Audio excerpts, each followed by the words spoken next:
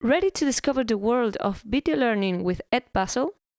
Creating an account is quick, easy, and free. To get started, head to edpuzzle.com and click on the Signed Up button. Then select the I'm a Teacher option. Now you have two choices. The first is to sign in with Google. Perfect if your school uses Google Classroom.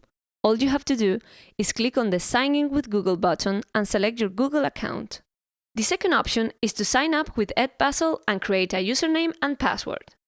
Click on the button to get started, then enter your name, email address, and choose a password. If you have a referral code from a fellow teacher, now it's the time to enter it to get your extra storage space. Check the boxes based on your preferences, click on Create New Account, and you're in. Now it's time to choose your school. Type in your school name, find it in the drop-down menu, choose the subject that you teach, and click on Join School.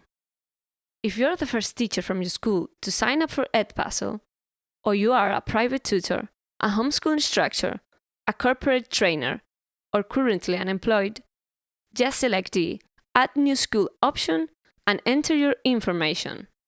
Now all you have to do is verify your email address by going to your inbox and clicking on the link in the verification email from Edpuzzle. Great! Now your Edpuzzle account is all set up.